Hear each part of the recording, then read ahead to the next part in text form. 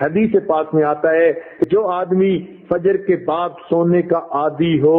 اللہ تعالیٰ اس کی یادداشت کو ختم کر دیتے ہیں۔ چنانچہ آپ تجربہ کریں کہ جن عورتوں کو فجر کے بعد سونے کی عادت ہو وہ بلکھڑ ہوتی ہیں، باتیں بھول جاتی ہیں، چیز رکھ کے بھول جاتی ہیں، کام کرنا تھا بھول جاتی ہیں، خاوند کو بات کہنی تھی بھول جاتی ہیں۔ یہ زیادہ بھولنے کی عادت عام طور پر فجر کے بعد سونے کی عادت کی وجہ سے ہے، کیونکہ حدیث پاک میں فرمایا گیا اور بعض روایات میں تو یہ بھی آیا کہ حلال رزق ان کے لیے تنگ کر دیا جاتا ہے، لہذا ان کو ادھر ادھر کا ملا جلا تو بہت کچھ مل جائے گا، حلال رزق کے دروازے بند کر دیے جائیں گے فجر کے بعد سونے والوں کے لیے۔ ہاں کوئی آدمی ایسا کہ جس کی ہے ہی ڈیوٹی رات کی، وہ اگر ساری رات جاگا فجر پڑھ کے سو گیا تو وہ اس بات سے خارج ہے۔ ہاں وہ اللہ والے جو راتوں کو جاگتے ہیں وہ عام طور پر اشراق کی نماز کے بعد پھر تھوڑی دیر آرام کرتے ہیں۔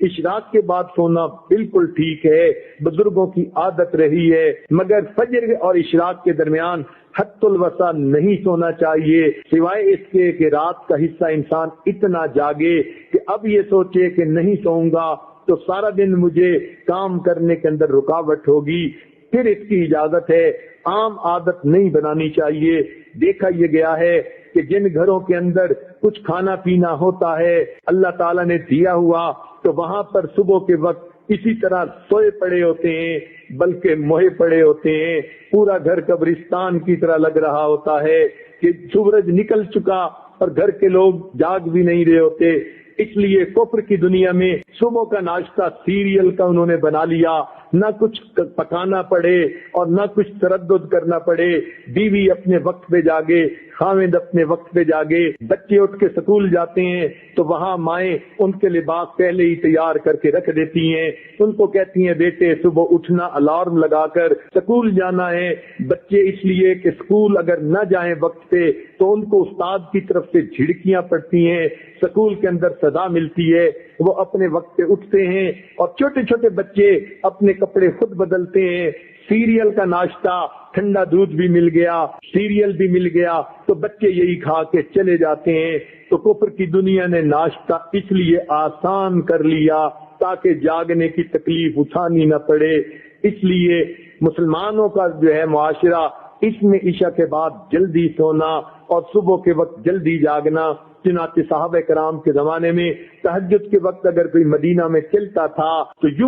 یوں آواز آتی تھی گھر گھر سے قرآن پڑھنے کی، جیسے شہد کی مکھیاں بن بھنانے کی آواز ہوتی ہے۔ اس لیے ہمیں چاہیے ہم صبح کے وقت اٹھیں، عورتیں صبح کے وقت اٹھ کر نماز پڑھیں، اگر تہجد پڑھیں تو کیا ہی بات ہے، قرآن کی تلاوت کریں، درود شریف پڑھیں، استغفار پڑھیں۔ صبح کے وقت گھر کے اندر عبادت کا کرنا پورے دن کو جو ہے اپنے جو ہے عبادت جو ہے منور بنا دیتا ہے۔ بلکہ ہم نے تو بعض بزرگوں کا یہ عمل بھی دیکھا، وہ فرماتے ہیں کہ جس آدمی کی فجر کی نماز قضا ہوتی ہے وہ آدمی کا دن زندگی کا منحوس دن ہوا کرتا ہے۔ چنانچہ ایک آدمی نے قسم اٹھا لی کہ میں اپنی بیوی کو منحوس دن طلاق دوں گا۔ اب اسے سمجھ نہیں آتی تھی کہ میں قسم تو اٹھا بیٹھا، منحوس دن کون سا ہے؟ کسی فقیہ کے پاس گیا، انہوں نے فرمایا جس دن تمہاری فجر کی نماز قضا ہو جائے وہ تمہاری زندگی کا منحوس ترین دن ہے،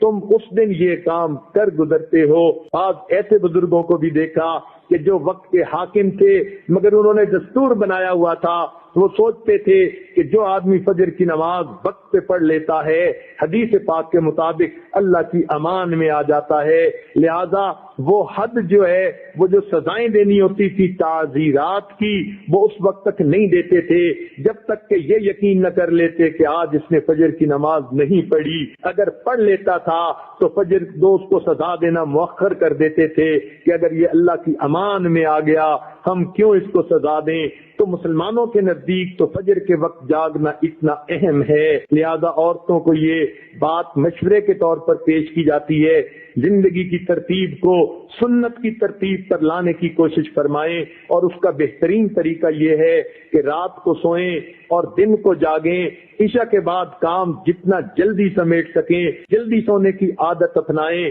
تاکہ تہجد میں فجر میں آنکھ کھلے، انسان کے جسم کی نیند آرام کا تقاضا بھی پورا ہو جائے، اور صبح کے وقت پھر آنکھ کھلے تو اللہ تعالیٰ کا حکم بھی پورا ہو جائے۔ اس طرح انسان کی زندگی پرسکون گزرتی ہے۔ أسمو وأجتاز السماء جلالا فأزيد أسراب